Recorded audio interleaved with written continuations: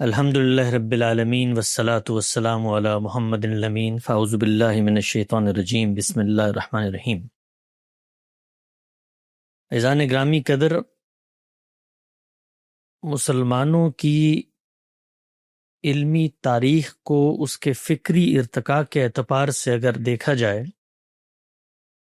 تو وہ 4 دائروں میں سمٹ آیا ہے۔ پہلا دائرہ ان آلات کی تشکیل کا ہے جس کے ذریعے سے فہم دین کا دروازہ کھلا ہے، صرف، نحو، لغت، بیان کی بحثیں۔ دوسرے دائرے میں وہ اہل علم ہے جنہوں نے ان آلات اور ٹولز کو استعمال کر کے وہ اصولی نظام فکر متعین کیا ہے جن کے ذریعے سے فہم دین کی راہیں کھلی ہیں، اصول کا علم، فقہ و تدبر کا علم، کلام کا علم۔ تیسرا دائرہ ان علماء پر مشتمل ہے جنہوں نے اس روایت سے وجود پذیر ہونے والے علم پر ایک تنقیدی نگاہ ڈالی ہے، اس کے داخلی تضادات کو دور کیا ہے، اس کی حکمتوں کو تلاش کیا ہے۔ اور چوتھا دائرہ ان مجتہدین کا ہے جنہوں نے تدوین، تنقید اور روایت کے ان تمام پہلوؤں کو یکجا کر کے دین کی ایک جامع اور منظم تعبیر پیش کی ہے۔ روایت کے ان چاروں دائروں کا اگر آپ محرک اور سررشتہ تلاش کریں تو بغیر کسی تردد کے میں یہ کہنا چاہوں گا کہ اس کی بنیاد علم حدیث ہی ہے۔ حدیث کا وہ ذخیرہ تھا کہ جس کے سامنے آنے کے بعد مسلمانوں کی علمی تاریخ کے یہ چاروں دھارے سامنے آئے۔ اس علمی روایت کی یہ تشکیل محض مسلمانوں کی کسی جذباتی وابستگی کا اظہار نہیں تھا، بلکہ یہ بہت بڑے عقلی اور گہرے فکری مطالعے کا اخذ تھا۔ علم کی بنیاد کیا ہے اور دین کے علم کی روایت کا آغاز کیسے ہوگا، مسلمانوں نے رسول اللہ کی زندگی میں ہی اس کو دریافت کر لیا تھا، اور وہ یہ جان چکے تھے کہ اللہ کی کتاب آپ کو دین کے بارے میں مکمل ضابطہ دیتی ہے، لیکن اس دین پر عمل درآمد، اس کی شرح و وضاحت، اس کی تفہیم و تبیین، مماثل صورتحال میں اس کا اطلاق، یہ رسالت مآب صلی اللہ علیہ وسلم کے علم و عمل کی روایت ہے جس کے ذریعے سے سامنے آیا۔ تو پہلے دن سے مسلمانوں نے اس روایت کے ساتھ اپنے تمسک کو برقرار رکھا ہے۔ چنانچہ آپ یہ دیکھتے ہیں کہ 1400 سال مسلمانوں کی علمی تاریخ کو گزر چکے ہیں، کوئی ایک دن بھی ایسا نہیں گزرا کہ جس میں مسلمانوں کا علم حدیث سے تعلق منقطع ہوا ہو۔ وہ یہ جانتے ہیں کہ علم کی بنیاد اور علوم کا سرچشمہ وہ پیغمبر صلی اللہ علیہ وسلم کی ذات والا صفات ہے۔ آپ ہی دین کے پہلے عالم تھے، اور آپ کے علم و عمل کی روایت، آپ کی سیرت و سوانح، آپ کی شرح و وضاحت، آپ کے اجتہادات، اس سے صرف نظر کر کے کوئی علمی روایت سرے سے پیدا ہی نہیں ہو سکتی۔ چنانچہ اسی علمی روایت کے ساتھ مدرسہ فراہی نے بھی اپنا تعلق کو پیدا کیا، اور مدرسہ فراہی نے جہاں پر باقی جگہوں پر علم کی اس روایت کی انحرافات کی تصحیح کی، جیسے کہ اس نے یہ بتایا کہ زبان کو زبان کے طریقے پر سمجھو، یہ نطق ہے، منطق نہیں ہے، جیسے کہ اس نے بتایا کہ متشابہات کے در پہ نہ ہو، محکمات دنیا میں ہمیں دیے گئے ہیں عمل کرنے کے لیے، جیسے کہ اس نے بتایا کہ اپنے آپ کو بدعات سے دور رکھو، اصل دین قرآن و سنت میں موجود ہے، جیسے کہ اس نے بتایا کہ علم اور عقل کے مسلمات اور تاریخی حقیقتوں کو کلام سے اخذ نہ کرو، یہ بڑی فکری گمراہی ہے۔ اسی طرح مدرسہ فراہی نے یہ نقطہ بھی واضح کیا کہ اصل کو اصل اور فرع کو فرع کی جگہ پہ رکھا جانا چاہیے ہے۔ چنانچہ اصول کی سطح پر اس چیز کو بیان کرنے کے بعد اس مدرسے کے کاندھوں پہ یہ قرض تھا کہ وہ اطلاق کی سطح پر ان تمام روایتوں کو قرآن مجید کی روشنی میں رکھ کر یہ بتائے کہ اللہ کے پیغمبر اصل دین ہی کی شرح و وضاحت کر رہے ہیں، اسی کی تفہیم و تبیین کر رہے ہیں، اسی پر عمل درآمد کا اسوہ پیش کر رہے ہیں، اس سے کوئی مختلف چیز اس کے اندر بیان نہیں ہوئی۔ ہمارے استاد مکرم نے برسوں کی ریاضت کے بعد حدیث پر غور و فکر کے اصول اپنی کتاب میزان میں بیان کیے تھے، اور دین سے متعلق جو اطلاقی احکامات میں روایات کا ذخیرہ ہمارے سامنے آتا ہے اس کو بھی بڑی حد تک میزان میں حل کیا تھا۔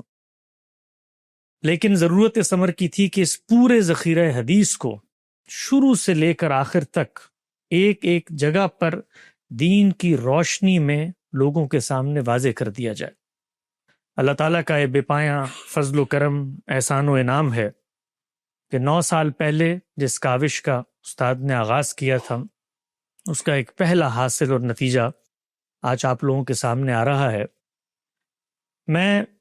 یہ تو نہیں کہتا کہ جو ہمارے ہاں روایتی طور پر رائج ہے کہ حدیث کی حفاظت کا ذمہ اللہ تعالیٰ نے لیا ہے، ہم اس کو اس کی جگہ پر رکھتے ہیں، لیکن ان 10 سالوں میں کام کر کے میرا ایک دوسرا تاثر پیدا ہوا ہے۔ میں یہ کہتا ہوں کہ یہ بات تو ٹھیک ہے کہ یہ تاریخ کے طریقے پر نقل ہونے والا ایک ذخیرہ ہے اور ہمیں قرآن کی روشنی میں ہی اس کو پرکھ کر دیکھنا ہے، اس کی مشکلات کو حل کرنا ہے۔ تاہم مجھے یہ محسوس ہوتا ہے کہ ہمارے رب کو یہ گوارا نہیں ہے کہ اس کی پیغمبر کی نسبت سے جو باتیں لوگ بیان کر رہے ہیں ان باتوں کے اندر کوئی ایسا امکان موجود ہی نہ ہو جس سے آپ صحیح بات کو اخذ نہ کر سکیں۔ چنانچہ خود ذخیرہ حدیث کے ساتھ یہ معاملہ ہے کہ اللہ تعالیٰ نے اس میں اتنے امکانات رکھ دیے ہیں کہ پیغمبر کی باتوں کو جب خود ذخیرے پر غور کیا جاتا ہے تو اس کے تقابلی مطالعے سے امکانات واضح ہو جاتے ہیں۔ ہم نے گزشتہ 10 سال استاد مکرم کی رہنمائی میں اس ذخیرے پر تحقیق و تخریج کا کام کیا۔ میں پوری دیانتداری سے یہ عرض کرتا ہوں کہ قرآن مجید کو سمجھ لینے کے بعد جب آپ اس ذخیرے کی طرف التفات کرتے ہیں تو یہ ہو نہیں سکتا کہ آپ کو رسالت مآب صلی اللہ علیہ وسلم کی نسبت سے کوئی ایک بات بھی ایسی ملے جو قرآن مجید کے خلاف ہو، اور بظاہر جو روایتیں آپ کے سامنے آ رہی ہوتی ہیں خود روایات کا ذخیرہ آپ کا ہاتھ پکڑ کے آپ کے پیغمبر کے اس اصل منصب کی طرف آپ کو لے جاتا ہے کہ اللہ کے پیغمبر قرآن مجید سے مختلف کوئی بات نہیں کر سکتے۔ ہم نے ہزاروں روایتوں کی تحقیق کر کے غامدی صاحب کی خدمت میں رکھی اور غامدی صاحب نے قرآن مجید کی روشنی میں اس کی شرح و وضاحت کی، لیکن اس تحقیق کے دوران ہمیشہ ایک اعتماد دامنگیر رہتا تھا، اور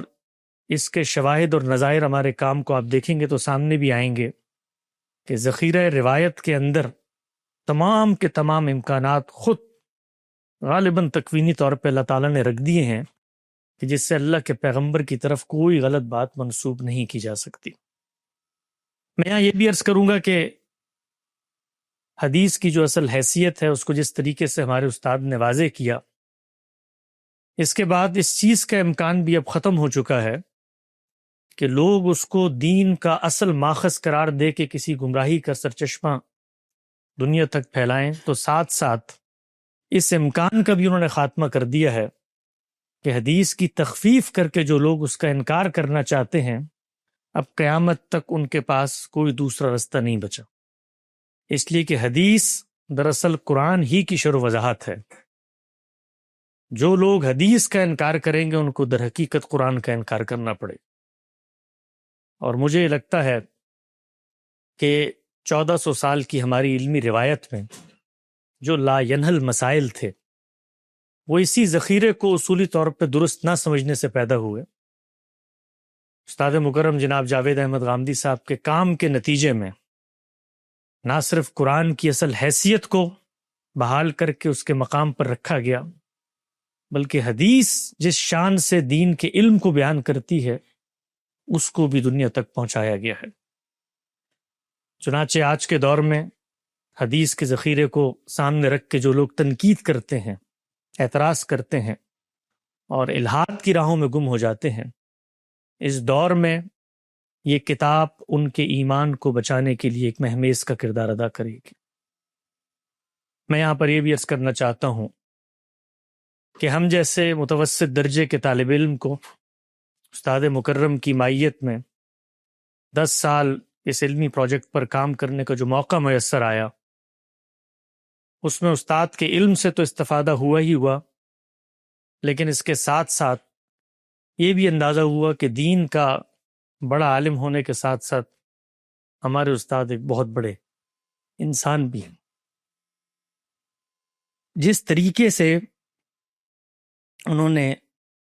ہم کمزور طلبہ کا ہاتھ پکڑا اور ہمیں قلم اٹھانے سے لے کر تحقیق کرنے کے مراحل سے گزارا، وہ شاید کوئی عام حوصلہ مند آدمی کرنے کی جرت نہیں رکھتا۔ ہم لوگوں نے جب اس کام کا آغاز کیا تو بنیادی صلاحیت تو موجود تھی، لیکن ان 10 سالوں میں بہت علمی لحاظ سے، فکری لحاظ سے ہم سے لغزشیں بھی ہوئیں، کوتاہیاں بھی ہوئیں،